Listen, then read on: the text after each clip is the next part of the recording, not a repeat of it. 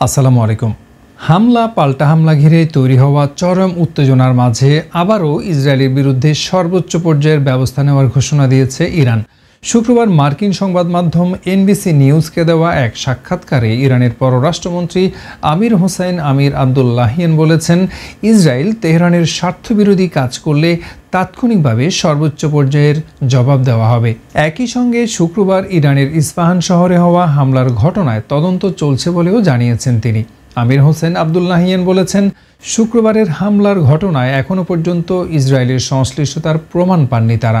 NBC নিউজকে তিনি বলেছেন, ড্রোনগুলো ইরানের ভেতর থেকে ছোঁড়া হয়েছে এবং কয়েকশো মিটার উড়ে যাওয়ার পর সেগুলো ভূপাতিত হয়েছে। ইরানের এই পররাষ্ট্রমন্ত্রী বলেছেন, এগুলো ড্রোন নয়, তবে খেলনার মতো, যা দিয়ে আমাদের বাচ্চারা খেলাধুলা করে, আর এসবের সাথে ইসরায়েলের সংশ্লিষ্টতার কোনো প্রমাণ পাননি তারা। ইরান বিষয়টি তদন্ত করছে বলেও জানিয়েছেন তিনি। তেহরানের তথ্য অনুযায়ী গণমাধ্যমে আসা তথ্য সঠিক নয়।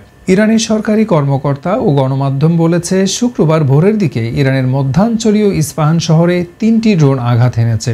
এর ফলে সেখানে ছোট বিস্ফোরণ ঘটেছে। তারা এই ঘটনাকে ইসরায়েলের পরিবর্তে অনুপ্রবেশকারীদের আক্রমণ হিসেবে উল্লেখ করেছেন।